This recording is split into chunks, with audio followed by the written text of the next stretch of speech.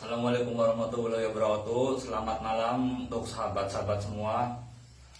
Berjumpa lagi dengan saya, Raden Bagus dari Firmansyah. Malam ini saya ingin membahas tentang energi tenaga dalam. Di sini mungkin pembahasannya agak beda ya, tapi ini berhubungan juga dengan ketauhidan ya. Jadi untuk energi tenaga dalam itu begini sahabat. Jadi untuk energi tenaga dalam itu setiap orang itu memiliki energi tenaga dalam yang dinamakan power, dan setiap orang punya tenaga dalam tapi posisinya tertidur. Nah, kapan tenaga dalam itu bangkit? Nah, di saat orang tersebut posisinya terdesak, dia akan bangun. Maksudnya bangun dari tidurnya untuk energi tenaga dalam itu.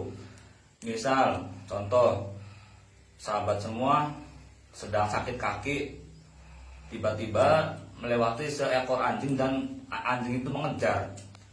Secara otomatis, sahabat semua akan lari kencang-kencangnya tanpa menyadari kaki sahabat sendiri sedang sakit. Nah, begitu sudah jauh, baru akan terasa sakit lagi. Kenapa?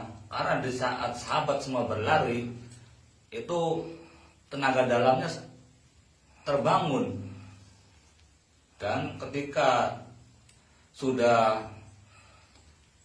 merasakan sakit lagi, yaitu berarti tenaga dalamnya tertidur lagi. Nah, bagaimana cara membangkitkan tenaga dalam? Ya, itu ada tekniknya. Seperti untuk melatih tenaga dalam sendiri, seperti bisa melalui metode pernapasan, seperti pernapasan segitiga, atau bisa dengan meditasi, atau dengan metode zikir. Itu bisa untuk membangkitkan empower atau energi tenaga dalam yang tertidur. Nah, biasanya yang lebih banyak itu menggunakan metode pernapasan.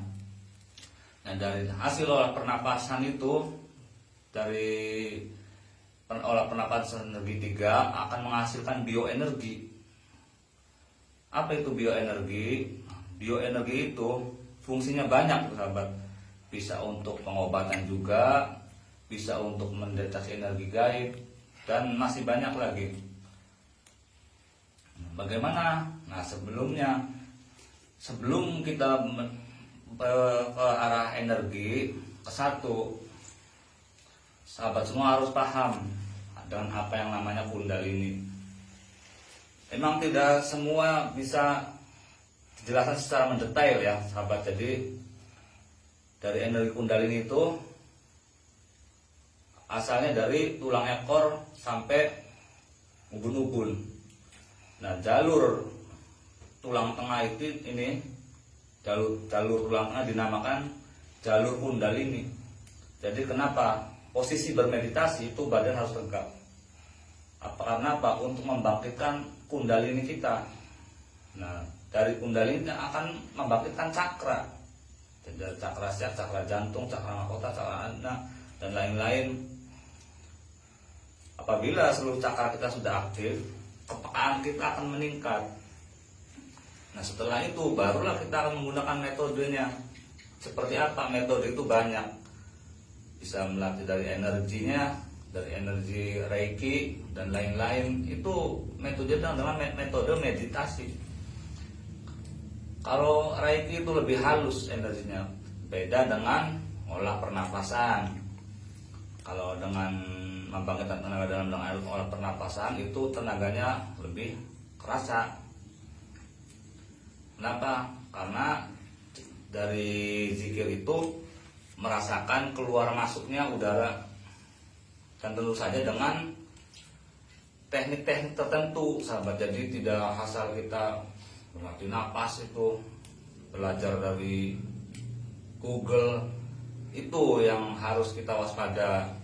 Jangan sampai sahabat-sahabat semua belajar dari Google, akhirnya tidak karu-karuan. Karena apa?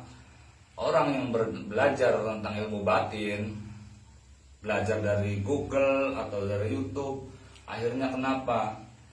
Tidak ada keselarasan dan mengamalkan amal-amalan yang mengandung energi, dan wadah batinnya tidak mumpuni. Akhirnya apa? Timbulnya stres, gila. Itu banyak sahabat, banyak contohnya seperti itu. Saya hanya memberitahu saja agar tidak terlalu mendalami untuk energi-energi yang besar, tapi belajar dari YouTube. Tapi harus belajar pada guru yang sudah menguasai di bidang itu. Di sini saya hanya memberitahu saja. Ya, di luar sana itu banyak guru-guru yang sudah terlatih untuk energi tenaga dalam, energi cakra dan lain-lain. Itu bisa sahabat-sahabat semua belajar di situ. Itu manfaatnya banyak, sahabat.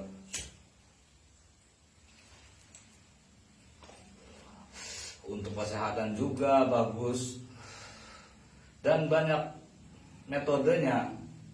Dan dari energi itu kan metode pelajaran ada yang dinamakan energi prana, itu di pagi hari, dan ada caranya juga. Dan untuk meditasi Reiki, ya ada lagi caranya, belajar sama pakar Reiki. Jadi bukan hanya sekedar baca saja dari Google. Kenapa saya berbicara seperti ini?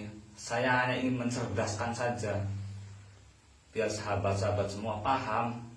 Bukan hanya belajar lewat Google atau YouTube. Memang itu terlihat mudah kalau belajar. Kita lihat YouTube, wah mudah sekali ini. Tapi tidak semudah apa yang sahabat-sahabat lihat. Bukan seperti itu prosesnya. Apabila emang sahabat semua ingin mempelajari seperti apa, ada yang seperti yang di YouTube, ya carilah gurunya. Misalkan sahabat yang mempelajari Reiki, belajarlah sama guru yang sudah berpengalaman di bidang Reiki. Atau di energi pernapasan, tenaga dalam, belajarlah sama guru yang sudah berpengalaman dengan tenaga dalam. Kenapa? Karena saya lihat itu banyak anak-anak muda yang salah belajar, akhirnya kejiwaannya kena. Karena apa? Tidak ada keselarasan antara yang dia pelajari dengan energi yang masuk.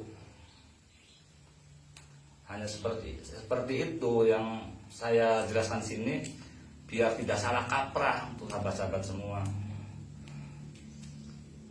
Jadi keilmuan itu berhubungan dengan energi. Nah, untuk lebih energi itu biar sahabat semua tidak salah kaprah, pondasi tauhidnya harus ditingkatkan dulu. Nah, dari tauhidnya ditingkatkan dulu. Kita sholatnya diperbaiki dulu. Malam kita berzikir. Karena apa? Dengan berzikir itu bisa membangkitkan power kita.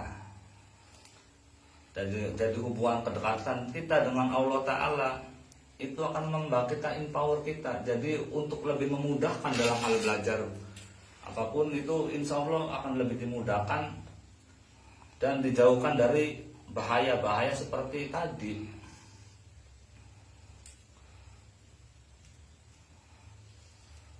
Jadi untuk menghindari benturan-benturan yang antara energi negatif, positif, jadi dari pengolahan napasnya seperti apa, nanti dengan kita berzikir itu akan terlatih olah napas kita. Jadi nanti kita bisa kan merasakan energi yang negatif. Misalkan di situ ada energi apa, makhluk apa, itu kita bisa merasakan energi. Nah, kalau cakra-cakra kita sudah aktif, cakra ajnanya aktif, cakra mahkota aktif, itu akan lebih bisa melihat di situ ada energi apa, nanti kan kepekaan kita akan lebih meningkat lagi. Nah, itulah fungsinya. Nah, untuk mengasah itu, ya seperti itu sahabat semua, harus belajar dengan yang ahlinya. belajar dengan yang ahlinya. Belajar tenaga dalam harus dengan guru tenaga dalam. Untuk belajar Reiki harus belajar pada guru Reiki. Jadi biar tidak salah kaprah, sahabat. Jadi ada jalur-jalurnya tertentu. Ya, seperti itu aja sahabat ya yang mau saya sampaikan. Kebetulan saya juga ini lagi acara santai sambil merokok. Mungkin nanti lanjutannya kita bisa sambung lagi. Jadi untuk saat ini sepertinya cukup ini ya saja dulu. Misalkan ada dari sahabat semua yang ingin ditanyakan, bisa tulis di kolom komentar. Insya Allah nanti akan saya jawab. Ya. Silakan sahabat semua, misalkan ada yang pertanyakan, tulis di kolom komentar pertanyaan apa, nanti insya Allah akan saya balas. Itu aja ya sahabat. Wassalamualaikum warahmatullahi wabarakatuh.